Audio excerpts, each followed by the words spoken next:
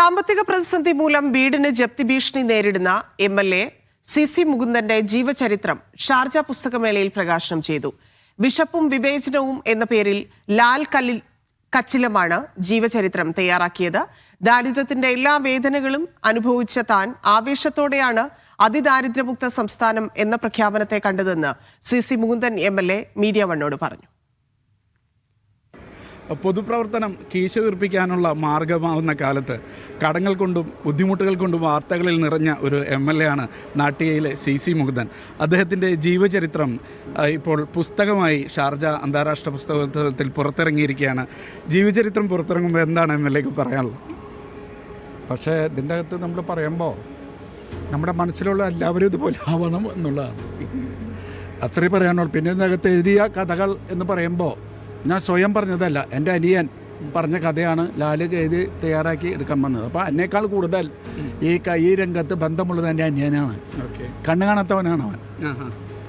അപ്പോൾ ഈ കഥരകത്ത് പറയുന്ന ഏറ്റവും മരണപ്രധാനമായ വിശപ്പും വിവേചനമാണ്. ആ വിവേചനം എന്ന് പറയുമ്പോൾ തന്നെ നമ്മളെ സംബന്ധിച്ചിടത്തോളം പ്രത്യേകിച്ച് ഒരു MLA എന്ന നിലയിൽ കഥ പറയുമ്പോൾ അതിന് പ്രത്യേകതയുണ്ട്.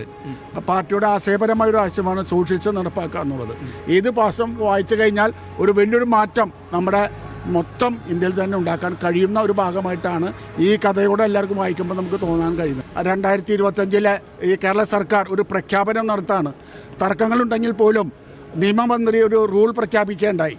300 പ്രകാരമുള്ള ആക്ട് പ്രകാരം ഈ സഭയിൽ ഒരു ആശയം അവതരിപ്പിക്കാൻ പോകുന്നു എന്നുള്ള പറയുകയും പെട്ടെന്ന് നമ്മുടെ മുഖ്യമന്ത്രി പിണറായി വിജയൻ ആശയം ഒരു പട്ടിണിയില്ലാത്തൊരു കേരളത്തിലൊരു പ്രഖ്യാപനം വന്നപ്പോൾ തന്നെ എന്നെ സംബന്ധിച്ചിടത്തോളം എൻ്റെ ഈ രോമങ്ങളൊക്കെ ഏറ്റു നിന്നു. അതൊരു മനസ്സിൻ്റെ ഒരു വികാരമാണ് എന്നാണ് എൻ്റെ മനസ്സിൽ കാണുന്നത്. ഇനിയും ഈ പുസ്തകത്തിൻ്റെ അകത്ത് വലിയ ചരിത്രമൊന്നും കൂടുതൽ പറഞ്ഞിട്ടില്ല. ഞാൻ പ്രതിദാനം ചെയ്യുന്ന ചില ചരിത്രങ്ങൾ പറയാനുണ്ട്. അതിൻ്റെ അകത്ത് പറയുന്നുണ്ട് ലാസ്റ്റ് പേജിൽ ഇത് തുടരുമ്പോൾ പലർക്കും ചില മാനസികമായ തകരാറുകൾ ഉണ്ടാകും എന്നാണ് എൻ്റെ പ്രതീക്ഷ.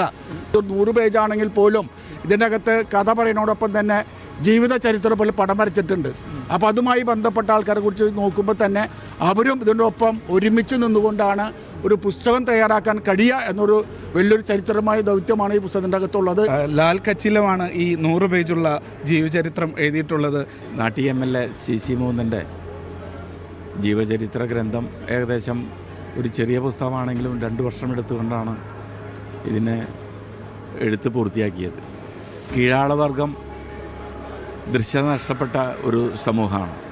മേലാളർക്ക് വേണ്ടി കഷ്ടത അനുഭവിച്ച കീഴാളവർഗം ഈ മാറിയ വർത്തമാന കാലഘട്ടത്തിലും ഈ കീഴാളവർഗത്തെ ബ്രാഹ്മണ്യത്തിൻ്റെ വക്താക്കളാക്കി എന്ന് അവരെ സ്വയം ബോധ്യപ്പെടുത്തുകയും അതിൽപ്പെട്ട് ഈ ഇന്നത്തെ വർത്തമാന കാലഘട്ടത്തിലെ യുവാക്കളൊക്കെ തന്നെ വീണ്ടും ആ പഴയ കാലഘട്ടത്തിലെ അടിമത്തത്തിലേക്ക് പോവുകയും ചെയ്യുന്ന നിർഭാഗ്യപരമായ ഒരു സംഭവം കൂടി അതിൽ വ്യക്തമായും അത്തരം കാര്യങ്ങളിൽ ഈ പുസ്തകത്തിൽ നമ്മൾ വ്യക്തമായി പ്രതിപാദിച്ചിട്ടുണ്ട്. ഇനിയെല്ലാം വായനക്കാർ വായിച്ച് അതിൻ്റെ കുറ്റങ്ങളും അല്ലെങ്കിൽ കുറവുകളും അല്ലെങ്കിൽ നന്മകളും എല്ലാവരും വായിച്ച് പങ്കുവെച്ച് പ്രതികരിക്കണമെന്ന് വിനീതമായി അഭ്യർത്ഥിക്കുന്നു. ഇതിൻ്റെ തുടർച്ച ഉണ്ടാകും എന്ന് തന്നെയാണ് MLA പറയുന്നത്. യാസിർ അറഫാത്തിനൊപ്പം Shino Shamsuddin, Media One, Sharjah.